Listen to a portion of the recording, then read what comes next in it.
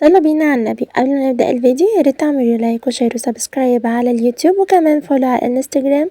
هسيب لكم اللينك تحت في الديسكريبشن بوكس او في اول تعليق مثبت. يا صباح الخير او مساء الخير عليكم، اخباركم ايه؟ بصوا ده تالت فيديو هعمله باللوك ده. يا ريت تستحملوني في 3 فيديوهات دول عشان انا هقول لكم حاجات تفيدكم جدا. بصوا بقى، واحد ريفيو، واحد الميك اب اللوك ده، وواحد تالت هنقول على نصايح كتير احنا بنعمل ايه، هنستخدمها لايه كده يعني. وهنقول على بدايل مثلا لحاجات تانية، ولو عايزين تشوفوا هنعمل ايه خليكم معايا. كمان اعملوا لي فولو على الانستجرام واعملوا لي سبسكرايب ولايك وشير لاصحابكم لو حابين بعد اذنكم، عشان قناتي تكبر وتحفزوني ان نعمل فيديوهات تانية جديدة. وبس كده، لو حابين تشوفوا معايا هعمل ايه يلا بينا نبدأ. انا عندي الجلوس بتاع ماي سينما، عندي منه كذا حاجه. طبعا ده الاصدار القديم جدا، ده اول اصدار خالص، انا ما جبتش الاصدارات الجديده لان انا عندي من الاصدار القديم كذا واحد، ان ده ما كانش منتشر تماما يعني، فانا قلت اجيب كذا واحد كده ينفعني. فانا مع نفسي قلت ايه البديل بقى للجلوس، قعدت اكتشف مع نفسي واقول ايه البديل يا ترى ايه البديل الفازلين. هنعمل ايه بدل ما الفازلين يبقى تقيل بندمجه مع نقطة جوز هند، او بندمجه مع نقطة جونسون. هاتي ورقة واكتبي اللي هنعمله. بنعمل ايه تاني برضو لو ما عندناش روج؟ بنعمل ايه؟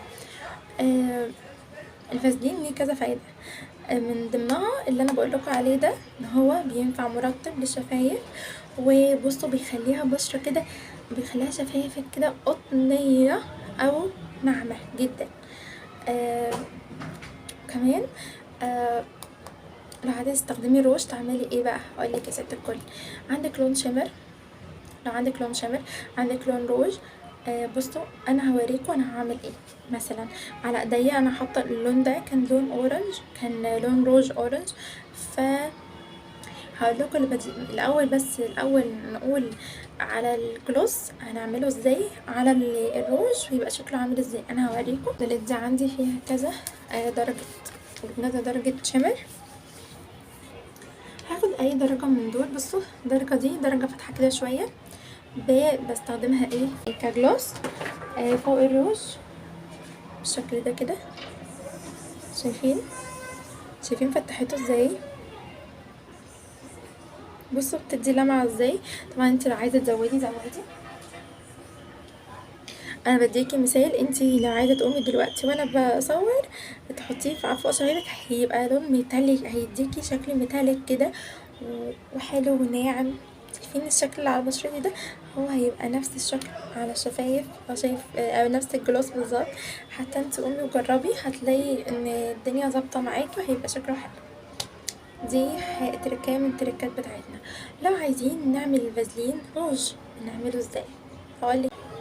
انا مثلا عايزه اعمل اللون الاورنج ده، تمام؟ هقول لكم هعمله ازاي. وانا عندي نفس البلاشر عندي منه نفس اللون. فلو عندي بلاشر وعايزه اعمل له ميكس، مثلا لو انت عندك اللون ده على اللون ده هيدي درجه مختلفه، اللون ده على اللون ده هيدي درجه مختلفه، اللون ده على اللون ده على اللون ده هيدي درجه مختلفه تماما. فانا هعمل ايه عشان اعمل روج اورنج مثلا؟ هاخد الدرجه دي كده، تمام، اهو على ايديا اهو اللون، وهاخد نقطة كده. بص انا واقفة في البلكونة عشان بصراحة جوه دوشة ومش بعرف اتكلم كتير، وفي هوا هنا حلو كده، وبتخانق اصلا من القعدة. ليه بقى؟ لان انا لما بقعد بيبقى الحاجة على رجليا، مش بعرف اتحرك، مش بعرف اروح هنا واروح هنا كده يعني. بعدين اهو صبع في الفازلين وصبع في البلاشر. فانا هعمل اهو الفازلين هنا اهو، شايفين اللمعة بتاعته؟ رب تكون واضحة عندكم. بصوا بقى هعمل ايه.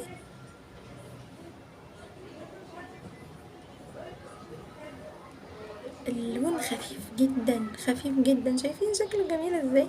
بصوا عايزين بقى نزود بقى، انا هزود انا طبعا هزود، فهاخد من اللون تاني واحط الفازلين بقى روج بنفس اللون اللي احنا عايزينه. يعني انا عايزه مثلا اعمل لون اورنج، فانا عملت لون اورنج بالفازلين اهو بالشكل ده كده.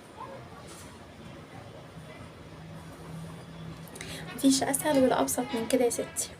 وكمان لو حابه زي ما قلت لك تحطي لون روج، اي لون روج طبعا انت عايزه بقى ايه تحوليه، هو مش جلوسي قوي مثلا بالنسبه لك، فهتقولي بقى ايه عايزه اخليه لونه بيلمع، تحطي معاه شويه شمر كده. هجيب لكم برضو اهو لون الشمر اهو، وهدمج معاه هيديني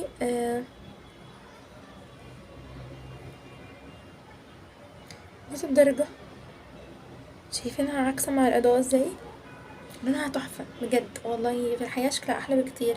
بس طبعا انت هتحبيها على فكره لو استخدمتيها، بالنسبه انك مثلا ما عندكيش ان انت تجيبي الوان كتير روج، ما عندكيش مثلا الا مثلا لو عندك فازلين، لو عندك مثلا فازلين حتى العلبه الصغيره مش لازم تجيبي العلبه الكبيره دي. انا جايبه العلبه الكبيره عشان كنت بعمل كذا حاجه منها بجربها، فانا جايباها من وقت اصلا، بس انا كنت بجرب فيها كذا حاجه. وكمان هي خلصانه من جوه اساسا، يعتبر نصها خلصان، عشان انا استخدمتها لكذا حاجه يعني. بصوا بقى طبعا انا عندي المرطب ده كان خلصان كده وفي نقطة بسيطة، فانا هستغنى عنها بقى خلاص. فهعمل ايه بيها؟ عايزة اعمل لون بلاشر، لون يكون فاتح بينك كده، عشان كنت عاملة لون كده كان لونه على موف نوت كده، كان لونه كده غريب شوية. هوريهولكوا، استنوا هجيلكوا تاني. بصوا بقى جبتلكوا اللي هو الدرجة اللي انا كنت عاملاها. بصوا الدرجة عاملة ازاي، انا هوريها لكم اهي. شايفين كنت بصوا شايفين البني اللي جواها ده كان بيبقى كونتور مكسور من باليت مايت سينما، كنت بحطه فيها. بصوا الدرجة هنا، شايفين الدرجة تقيلة اوي ازاي. بصوا مدية على بني كده، انا كنت حاطة الوان بينكات اساسا على لون كده نود، على موفات حاجات كده، فادتني الدرجة النود دي. انا اصلا ممكن استخدمها كونتور اساسا يعني فاهمين، بس انا مش حابة ان هي كونتور، يعني ممكن تستخدميها نقطة بسيطة جدا تستخدميها على البشرة، يعني نقطة بسيطة وهتديكي لون بينك برضو كده، لون بينك خفيف كده. بصي بقى يا ستي، محتاجين ايه؟ ان احنا نعمل المرطب اللي هو مش مرطب، البلاشر اللي احنا عايزينه. محتاجين ايه؟ محتاجين دي، ودي بتاعت بلاشر قديمة عندي، استخدمها في فيديو من الفيديوهات القديمة بتاعت قبل كده، ف حلوة بصراحة وفيها الوان حلوة. بس انا خلاص ركنتها، انا جبت مية سينما وحاجات وام ان وحاجات كده فركنتها. دي كانت بقى ايه ايام الكحرطة. المهم استنوا خليكم معايا. كنت حاطه فيديو ازاي اعمل برضو بلاشر كريمي وبالوان مختلفه وبدرجات مختلفه، فانا حابه الم الافكار افكار معايا كلها والمها في فيديو كامل انا بتكلم فيه بصوتي. هنعمل ايه؟ عندنا الكريم ده اهو. هاخد من الدرجه، محتاجين كمان قلم روج عشان نوصل للدرجه اللي احنا عايزينها. هاخد من الدرجه دي درجه كده على بينك شويه، فهفرفتها. بصوا معايا اللي هي قرة البثور، مش هعمل بالناحية اللي هي بتاعة البثور دي، لا هعمل بالناحية التانية. كده في علبة، بصوا كده في علبة شوية حلوين منها، تمام اهو. شوية هحطها في العلبة دي، اي زيادة بنزلها طبعا اهو بالشكل ده جوه. طبعا احنا لو حابين نحط ان بتاعت البلاش بيبقى البيبي بتاعته عالية بتاعت تمام. فهي خدمة الكريم حطيتها كله من جوه في علبة الكريم بقى، بقلب من جوه اهو ماشي. احنا حاطينها كمية قليلة، لو عايزين البيجمنت عادي بتاعنا شويه نحط من الروج ده، الروجات اللي هي الفاتحه دي نحط منها كده. بقى انا عملت ايه؟ حطيت من الروج، حطيت على الاطراف كده، شايفين الاطراف اللي فيها روج دي. هاخد بقى بالابرة البثور دي. تمام. طبعا مية سينما عاملالنا بلاشر مش عارفه بقد كده في قد كده. احنا هنعمل البلاشر في البيت بالروج اللي عندنا وبالمرطب. تمام. انتوا لو عايزين تزودوا بقى حطوا زيت مثلا، بصوا الشكل اهو. انتوا عايزين تزودوا يعني كمية الترطيب، حطوا زيت جونسون مثلا، فاهمين؟ طبعا انتي بتفضلي تدمجي كده لحد ما كلهم بيندمجوا مع بعض. انتي طبعا انتي تبقي غاسله صبعك، انا مش غاسله صبعي عشان انا استخدمت باليتات الاي شادو وكده، استخدمت منها كنت ماسكاها، كان في حاجات مطربه وكده، ايديا طربت من واقفه في البلكونه، وحاسه ان في حاجات كده عفار بيجي عليا من الهوا، فمعلش بقى انا مش هحط صبعي فيها عشان ما يبقاش فيها تراب وكده. بصوا عامله شبه الكريم شانتيه الوردي شكلها حلو جدا. طبعا انا هحط تاني من الباودر دي وهرجع لكم. الليل ليل عليا وانا بصور لكم، مع اني كنت بصور في النهار، قلت الحق النهار قبل ما الدنيا تليل. بصوا بقى بطلع برضو بإبرة البثور، بطلع بقى بالناحية اللي هي دي كده. تمام كده. كل ما هعوز كل ما هحط. تمام. بعد طبعا ما نزلتهم في المرطب اهو، تاني بقلب تاني لحد ما اوصل للدرجة اللي انا عايزاها.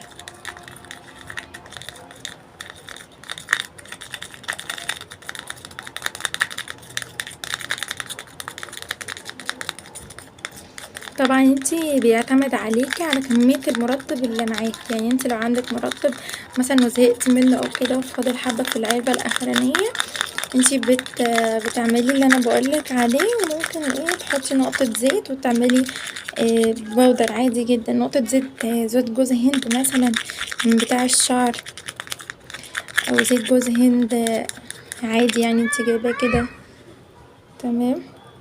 وفي مثلا ممكن مثلا تستخدمي الروج مع الزيت، بيبقى حلو جدا.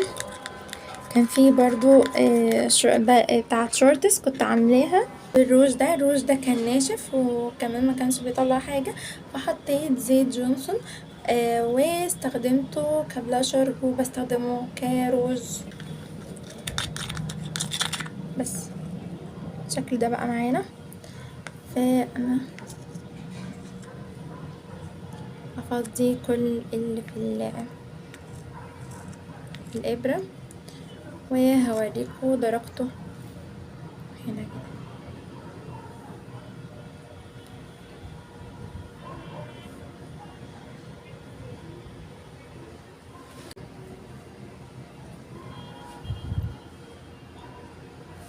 لونها جميل، تحفة تحفة، وهتبقى ثابتة معاكي وجميلة عشان معمولة بالروج. المرطب بس هينشف، هيديكي كفرج عالية. بصوا النقطة منها عملت كفرج عالي.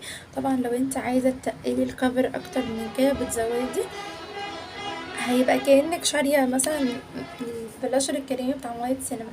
وطبعا يعني لو حابين طبعا يعني تقولوا لي عن اي حاجه وتستفسروا عن اي حاجه، قولوا لي طبعا في الكومنتات. وطبعا هقول لكم على حاجه تانية برضو من ضمن التركات، خليكم معايا. هنعمل مع بعض الجليتر اللي بيبقى ليكويد او الهايلايتر الليكويد. شايفين ده انا اللي عاملاه. طبعا حلو جدا جدا، مش هتصدقوا انا عاملاه من ايه، ومش هتصدقوا اللمعة بتاعته عاملة ازاي. اساسا ده اصلا كنت عاملاه من حوالي كام شهر كده او اكتر، او اكتر من كام شهر كمان.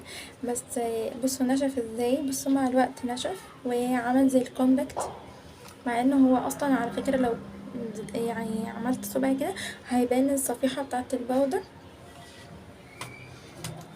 بصوا يا جماعة، هوريكم الاول السواتش بتاعته. شايفين اللمعان؟ معمول من بتوع دول بتوع الاكل على فكرة. ممكن معظم البراندات اللي تقولك معمولة من منتجات طبيعية وكده بيبقى من الحاجات اللي هي بتاعة الاكل او الوان الطعام، التنتات من الوان الطعام، ودول برضو من اللي هي الحاجات بتاعة التورت وتزيين التورت وكده، تحفة جدا. كنت جايبها دي الاول كنت بجيبها ب5 جنيه، دلوقتي بقت ب10 جنيه. يلا بقى، المهم فدي بتتعمل ازاي. جبت شوية من الابيض على شوية من اللون اللي هو الاصفر خالص ده، اللون الاصفر ده تحفة لوحده كاي شادو يعني.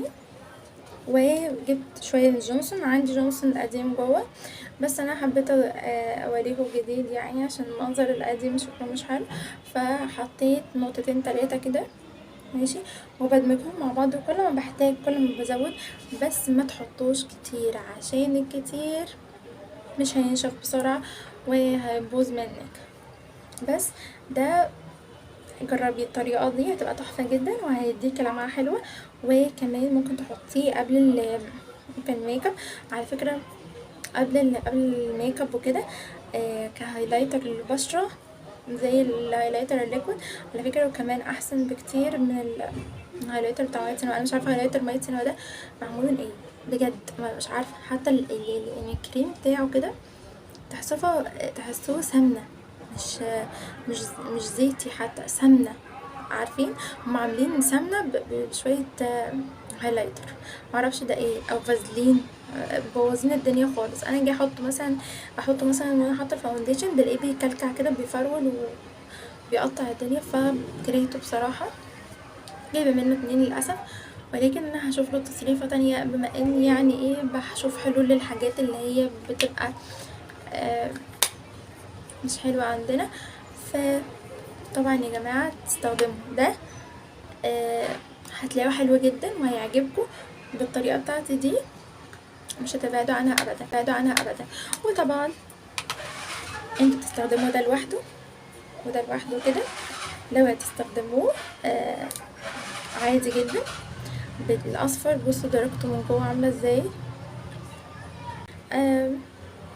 فكرة تانية، بتجيبي الجلاتر دوت بتحطي من ده شوية ومن ده شوية وبتحطيهم في ازازة الزيت وبيدوكي هايلايتر للجسم وبيبقى ثابت معاكي ويديكي ريحة الأطفال الحلوة دي. كمان انت عايزة تزوديه بتجيبي ريحة اللي هي برفان من عند اي بتاع برفانات، واللي عايزة ب5 جنيه كده و10 جنيه برفان، هيديكي ازازة صغيرة او اي حاجة تحطيها مع الزيت وتحطي شوية من دول، هيديكي للجسم ريحة مش طبيعية وتدعيلي ماشي.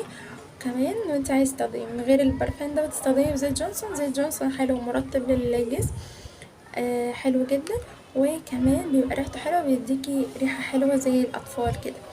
وممكن تحطي ممكن بقى لو عايز تستخدمي مخمرية بتجيبي فازلين تحطي نقطة من زيت الجونسون وتحطي نقطة من دي، ولو مش عايز تستخدمي ده وتبعدي عنه خالص حطي نقطة زيت جونسون على نقطة فازلين، وحطي اللي هي الريحة اللي من عند الراجل دي برفان.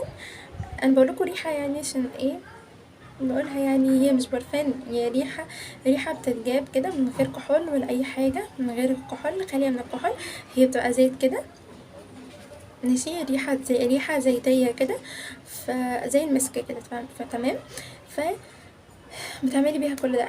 انا قلتلكوا كذا فكرة ونفسي اتقطع بصراحة من كتر الكلام. انا اصلا بصور من الصبح، وبصوا حتى منظري بقى وحش اساسا من كتر ما انا عمالة اصور كده، ووشي اصلا بس اللي ظاهر في الكاميرا، ومش عارفة تخين كده ليه في الكاميرا مع انه مش تخين كده في الحقيقة. بصوا بقى، انا كنت اصلا خلاص عملت الفيديو وخلاص كده يعني كنت هقفل الفيديو، ولكن انا افتكرت ان في كذا حاجة كنت عايزة اقول لكم عليها برضو، تريكات برضو، حاجات بديلة وتوفير. بصوا، طبعا ده مزيل ميك اب. المزيل ده هنعمله ازاي؟ هنعمله باي بميه او ميه ورد عادي جدا. لو ما عندكيش ميه ورد هاتي ميه عادي اي ازازة عندك، حطي فيها شوية زيت، لو عندك زيت مثلا زيت بتاع شعر حتى، بس الافضل اللي انا افضله يعني زيت جونسون، او يكون مثلا آم، زيت جوز هند كده، حاجة مفيدة للبشرة. وممكن تستخدمي زيت شعر عادي جدا، انت كده كده هتغسلي بشرتك فما تقلقيش من الموضوع ده. طبعا انت تمسحي الميك اب عشان يكون سهل عليكي لما تكوني تغسلي وشك بالغسول بتاعك، بدل طبعا ما تجيبي جرنيه وتكلفي نفسك والحاجة غالية. طبعا انا فكرت اعمل لكم الفكرة دي معايا.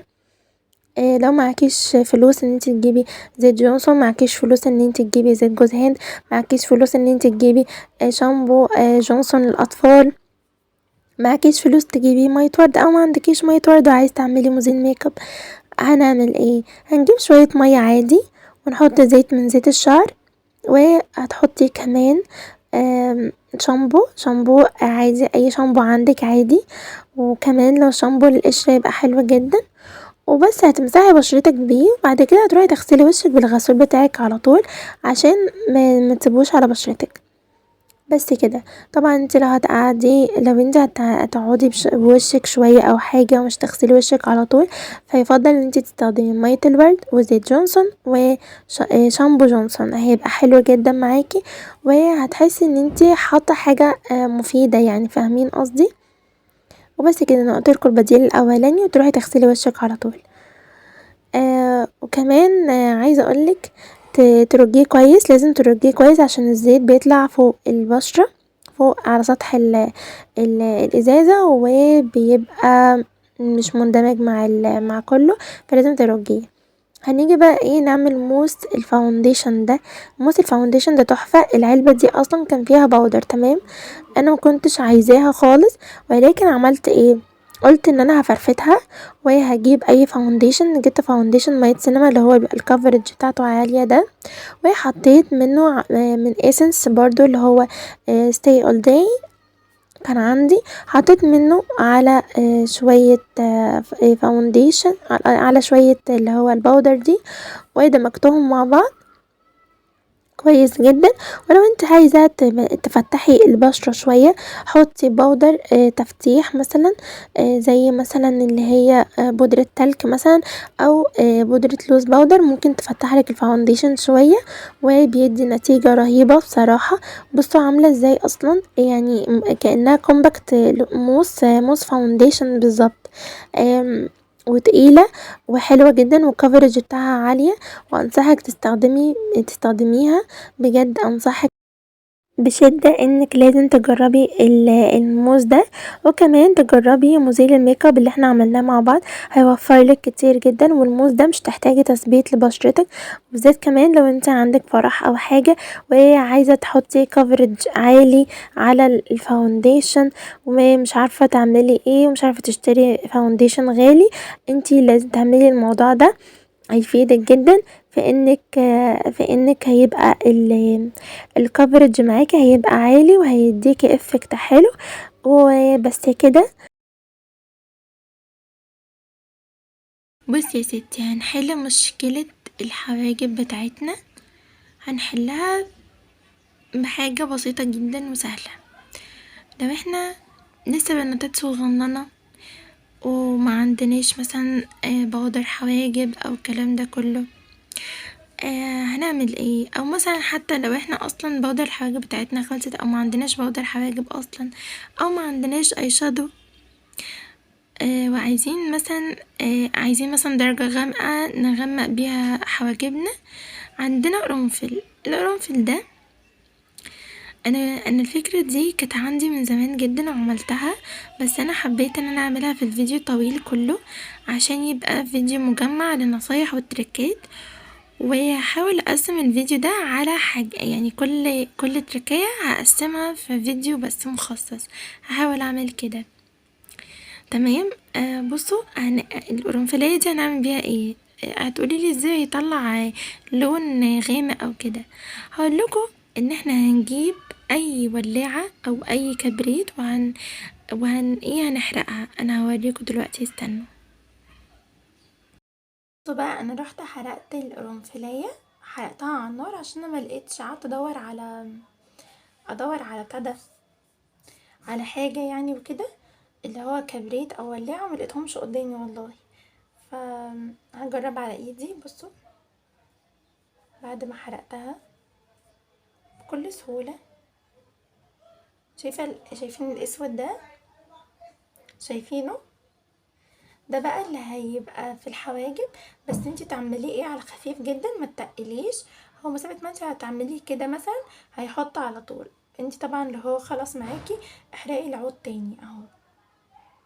انا مش شايفه عشان انا واقفه ورا التليفون، ف مشغله كاميرا اماميه بالشكل ده كده. هنستخدم مع بعض كمان بديل الاي شادو. لو احنا عندنا اي كاكاو في البيت، كاكاو سواء غامقه او فاتحه اللي هي بتاعه الشرب، بصوا اللي هي دي كده، نحطها في علبه قديمه. طبعا انتوا بتحطوها بتعمل اللون ده، بتحطيها فوق العين تعمل الشكل ده. لو انت ما عندكيش اي شادو، عايز تحطي اي شادو بيدي الدرجه دي. ربي يكون واضح عندكم. شايفين؟ ده بديل الاي شادو. كمان هنعمل مع بعض ايه الفيكس بلاس ده. انا عاملاه، بصوا غرق التليفون. عملته بمية ورد وجل صبار، وكمان ممكن تستبدليه بدل مية الورد، تستبدليه بمية عادية جدا اللي هي مجرد ان هي بتشيل البودر من على بشرتك. لان انتي لو ما رشتيش اي حاجة على بشرتك، البودر هتفضل على وشك وهتبقى حاطة كأنك حاطة تراب او حاجة على وشك. بس كده. وكمان تحطيها في بخاخ زي دي، تكون بتوزع كله على بشرتك، بتعمل رذاذ خفيف كده. ولكن مش زي مثلا ما تكون مثلا انا جايباها من كاريت، دي فيكس بلس من كاريت، وحشه جدا البخاخ بتاعها. و لما باجي ابخ كده بيبخ على بشرتي دايركت كده، فبيبوظ لي الميك اب بتاعي. دي حلوه جدا، دي طبعا حلوة جدا. بترشي كده، بترش في الجو كله.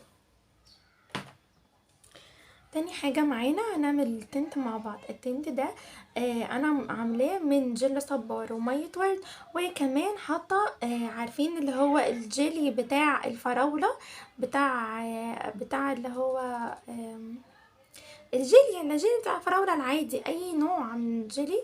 حطيت منه حبة بساط، عملوا لون حلو كده ومدين ريحة حلوة في التنت. جربوه هتدعولي. وكمان بيدي ايه هو بيبقى ثابت. وكمان تحطي عليه جل صبار، مش عارفه انا قلت كده ولا لا. لون طعام ميه ورد جل صبار، حبه صغيرين من الجيلي، مش كتير، عشان يدي ريحه حلوه. او بنجيبي ريحه فراوله من اي عطار. انا عندي برضو ريحه الفراوله، بس حبيت ان انا اجرب اللي هي بالجيلي. انا تقريبا وريت لكم برضو الحاجات دي كلها قبل كده في فيديوهات شورتس، فحبيت اجمعها لكم في فيديو كامل. بينا نجرب حاجة جديدة كده. بصوا، لو عندنا جلوس، انا عندي جلوس قرب يخلص خلاص، وفي هنت بسيط من البينك بسبب الروج وكده ان انا بحطه في جلوس. ما علينا. المهم انا حبيت ان انا احوله لون بينك غامق شويه، فقعدت احط من الروج الاحمر شويه حلوين كده. هو فضل اصلا نقطه بسيطه جدا في الجلوس ذات نفسه. فضلت بقى احط من الاحمر لحد ما يوصل الدرجه اللي انا عايزاها. وبعدين هجيب اللي هو الهايلايتر بتاع البطارة والحاجات، طبعا بحط جواه عشان يدي جليتر اللون لمعة حلوة. ودي حاجة جديدة قلنا نجربها مع بعض. هو ده انا كنت جايباها ب5 جنيه من زمان، من فترة الصراحة، عاملة لها بتاع 10 جنيه ولا حاجة. فضلت بقى ادمجهم مع بعض. بس كده، بدل ما تشتروا بقى من بره جلوس بلون.